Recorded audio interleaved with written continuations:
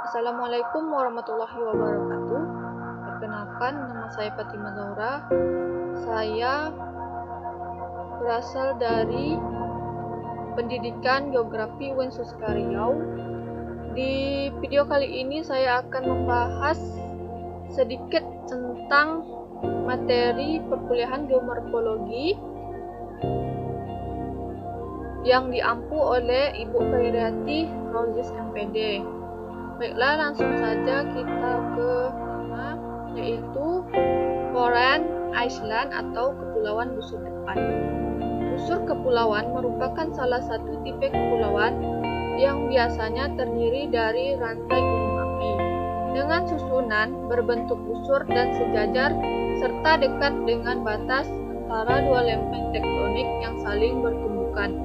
Sebagian besar busur kepulauan terbentuk sebagai salah satu lempeng samudra yang menunjukkan ke lempeng lainnya, dan yakni di hampir semua kasus produksi magma di bawah lempeng yang ditujangnya. Meskipun begitu, ini hanya terjadi pada busur kepulauan yang merupakan bagian dari sabuk pegunungan yang biasa disebut busur vulkanik.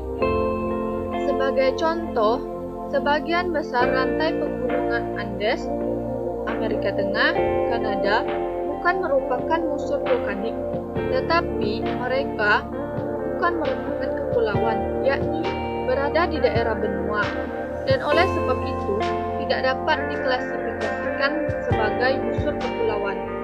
Di sisi lain, busur Helenik, busur di area Mediterania yang terdiri dari sejumlah pulau seperti Kreta, merupakan busur kepulauan, tetapi bukan busur vulkanik. Busur Aegean Selatan yang merupakan busur vulkanik berada sejajar dengan busur Helenik. Poin selanjutnya yaitu atau cekungan busur depan. Busur Sunda terbentuk dari pertemuan antara lempeng Indo sampai Australia yang menunjukkan lempeng Eurasia. Lempeng Indo-Australia menunjukkan Indonesia dengan kecepatan 6-7 cm per tahun. Letak penunjangan tersebut di bawah Jawa dan Sumatera. Arah subduksi di Jawa hampir tegak lurus dengan palung Jawa sebagai jalur subduksi, sehingga disebut subduksi tegak, yakni normal subduction. Di samping busur Sunda terdapat paparan Sunda yang stabil. Pulau Sumatera sudah ada sebelum produksi subduksi, sehingga disebut busur kontinen, bukan busur kepulauan. Hal ini dibuktikan oleh Hamilton tahun 1579 yang menemukan batuan granit berumur 240 juta tahun atau pada zaman Trias. Sedangkan proses subduksi dimulai pada zaman Cretaceous atau 100 juta tahun yang lalu. Penampakan sistem subduksi yaitu outer rise, palung, punggung busur luar, cekungan busur luar,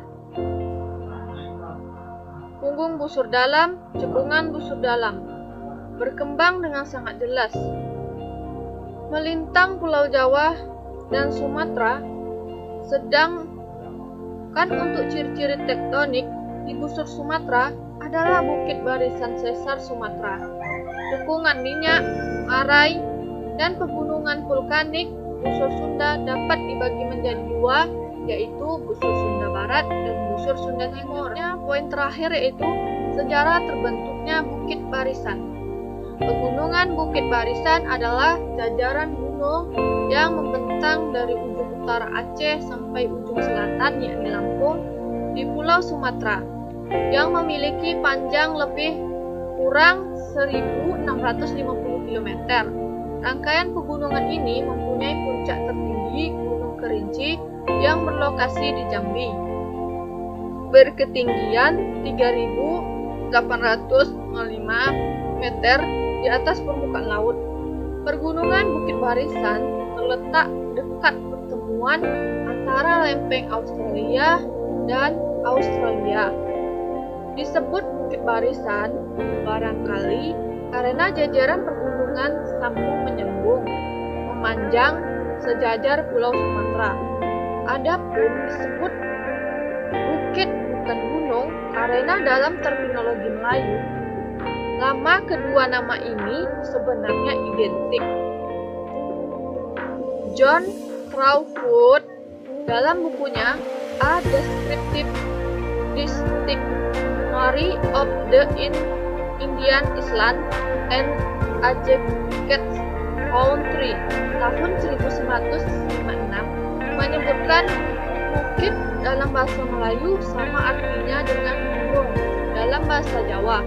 Kedua istilah sering digunakan untuk menunjukkan nama yang tinggi, nama tempat yang tinggi. Sebagai tulang punggung Sumatera, Bukit Barisan berperan penting sebagai sumber air dari semua sungai besar di pulau ini. Sungai-sungai yang bermuara dari pantai barat, yakni Samudra Hindia, seperti Alas dan Batang Puro, ataupun yang bermuara dari pantai timur, yakni Selat Malaka, seperti Indragiri, Batanghari, dan Musi berhulu di Bukit Barisan. Sejarah Bukit Barisan, yakni 1. Mesozoikum, bahwa Bukit Barisan masih merupakan peredep dari orogene Malaya terisi dengan sedimen marin. 2. Kapur atas mengalami pengangkatan. 1. Terjadi intruksi batuan granit dalam batuan sedimen state masa Mesozoikum, pergunungan yang terhentik sifatnya non-vulkanis dan dikenal sebagai protobarisan.